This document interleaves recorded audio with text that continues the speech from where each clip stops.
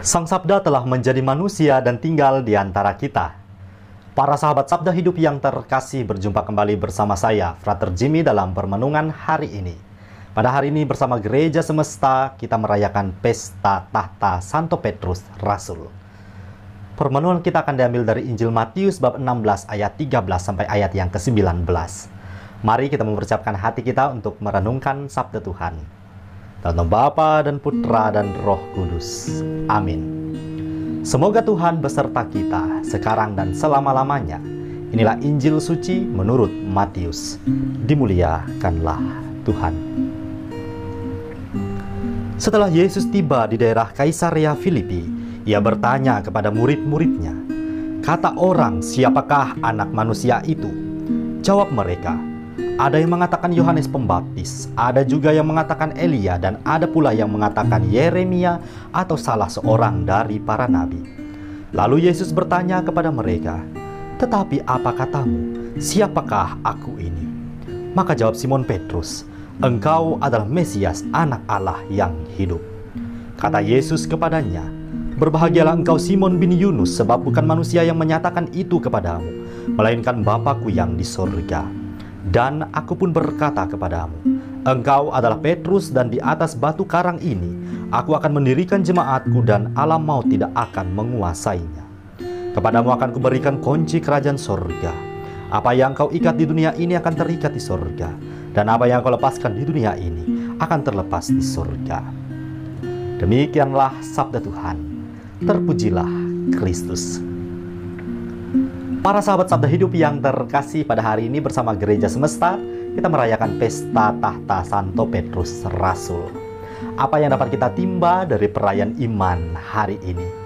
Tatkala Yesus melontarkan pertanyaan kepada para muridnya, "Menurutmu siapakah aku ini?" Dengan tegas, Petrus menjawab, "Engkau adalah Mesias, anak Allah yang hidup." Jawaban yang sangat orisinil, tidak menurut versi orang lain, melainkan sungguh keluar dari kedalaman hatinya.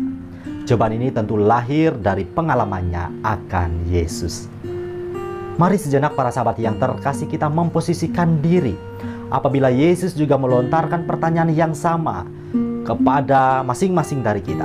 Siapakah Yesus menurut saya, Anda, dan kita semua? Mungkin jawaban kita satu sama lain akan berbeda, tergantung sejauh mana kedalaman relasi yang kita miliki dengannya.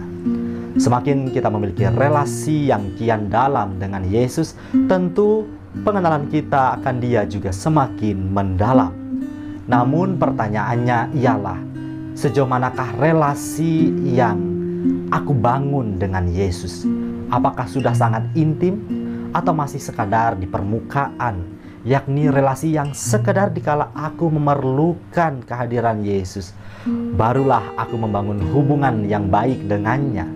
Sebaliknya, dikala aku tidak membutuhkannya, kerap kali ia aku abaikan. Aku menjadi cuek dan enggan untuk membawa dia kemanapun aku pergi. Pengakuan Petrus akan regalitas kemahakuasaan Tuhan Yesus menjadi dasar berdirinya gereja yang kokoh. Gereja yang sungguh dibangun oleh Yesus sendiri sejak dahulu, sekarang, dan selama-lamanya. Dan setiap dari kita yang percaya kepadanya merupakan bagian yang tidak terpisahkan dari gereja tersebut.